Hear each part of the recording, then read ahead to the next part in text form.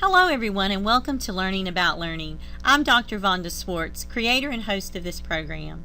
Learning About Learning, or LAL for short, is an in-depth examination of the thought processes and the learning strategies of the world's most effective scholars, both today and throughout history. In order to make your experience the best that it can be, I would like to invite you to engage in this program in 3 ways. Number 1, engage with me. Get out your set of questions, take notes in the margins, answer the questions, think about the discussion prompts throughout the video. Engage with me. Number 2, engage with a small study group. Gather around with 2, 3, 4 other like-minded people. The discussions will be deeper and the learning will be sharper. I promise you. And number 3, go to our website and access the other Learning About Learning information that's there. It'll enhance your Learning About Learning experience. Okay, let's get started. Learning About Learning, every episode, is based on these 3 fundamentals. Let's visit those now. Welcome. We're here with Wendell, and he's our professional animator, and Wendell and I are going to work together to create a picture to help us understand this first fundamental, the information processing model.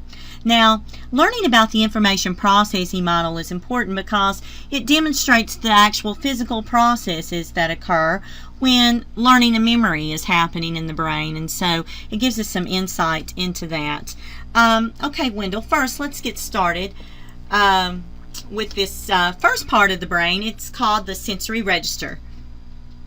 Now, the idea we want to create here is competition. 40,000 chunks of information every second hit the brain sensory register, and only a few get in there. Now, let's draw these chunks as dots. So we're going to have lots and lots of dots. Now, the dots will be different sizes because a dot can be very, very small, like the letter B or the sound B. Or it could be a larger chunk, such as how to drive a car or your reaction to a favorite movie. But a chunk is a packet of information, and the brain pays attention to approximately 40,000 of these things every second. But only a few get through this gateway. So what we want to do is create, in part, competition. Maybe like the doors to a concert that are sold out and they open at 7 o'clock and everyone's trying to get a good seat. So what's going to happen is some of these chunks of information is going to move here. That's the working memory. That's where the brain can actually pay attention to a few things. So every second have 1 or 2 get through there. That's one way we have what we call level 1 learning or non-learning, is that they don't even get across that first gateway. That's one of the things we want to avoid.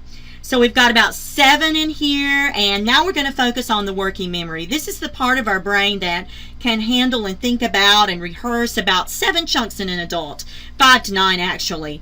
And the piece that I really want to emphasize in this middle section is the decay valve. That's where most of those chunks are going to go. There's very little evidence that the brain actually works like a big VCR and just records every single sight and sound that you've ever had.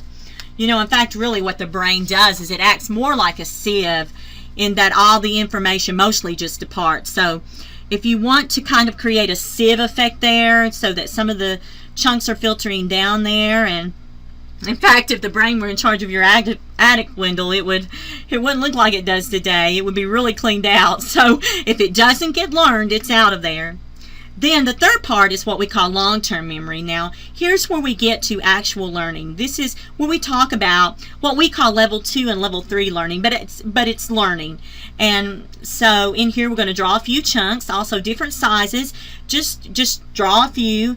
Some of these chunks, they get paid attention to, that avoid the decay valve, of course, and the sieve. So often we're going to wind up in our memories here. So start drawing a couple of dots in long-term memory, maybe 3 or 4. Now, some of these chunks are solitary. They're by themselves. They're like that attic of yours, you know, where you go in there and you couldn't find anything unless you went through every single box. So that will be level 2 learning.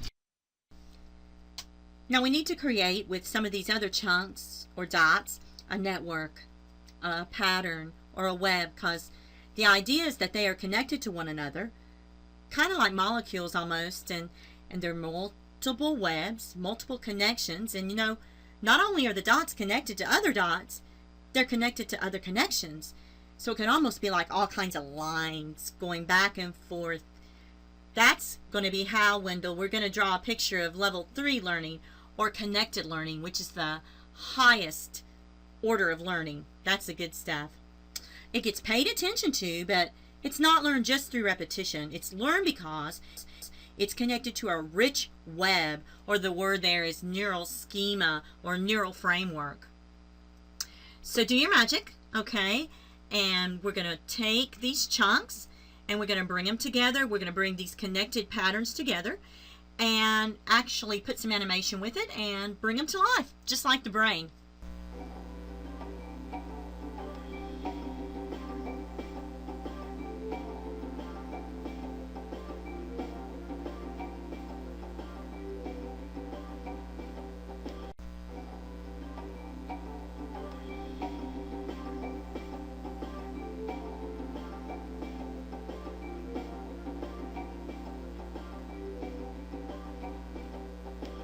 So let's review. Let's take a look at level 1, 2, and 3 learning. Level 1 learning is when chunks of information from your environment never even make it past the first gateway into working memory. They say out here. That would be level 1 learning, wouldn't it? Or level 1 learning could also happen when the learner does pay attention, but before it can be learned, the decay valve kicks in and the chunks of information decay. 2 ways you could get level 1 learning. Level 2 learning are when chunks of information that do get paid attention to, they make it into working memory, they avoid the decay valve, and they are processed into long-term memory, but not as a part of a very rich schema or web. They're in here mostly through, well, you remember, repetition and drill practice. They're not very well connected. Level 3 learning are chunks of information that make it into the learner's attention, into working memory. They avoid the decay valve, and they're also processed into long-term memory as a part of a rich neural network, a web, a schema. They're connected to other chunks and other connections. Naturally, that's level 3 learning.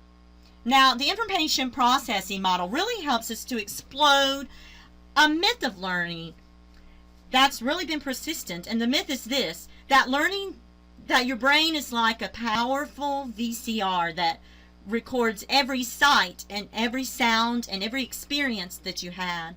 Well, really, that's not true at all. In fact, this is closer to the truth. If you're looking for a metaphor about the brain, it's much more like a sieve than a giant VCR. Actually, 99.99% of all of the chunks that come the brain's way get decayed rather than learned. So, this concludes fundamental number 1 of learning about learning. Understanding and having a working knowledge of the information processing model. It's very important to you in your learning process. So, here's something that I want you to think about, that I want you to consider. Think about the 3 levels of learning: level 1 learning, level 2 learning, level 3 learning, and ask yourself this: what if we could double the amount of time that we spend focusing on level 3 learning that's now occurring in our pre-med preparation classes today? And what if we could cut in half the amount of level 1 learning, the non-learning, the exposure learning? What would the implications be? What would the differences be in how you moved forward into this next phase of your life? For you individually, doubling level 3 learning, cutting level 1 learning in half. What would life be like?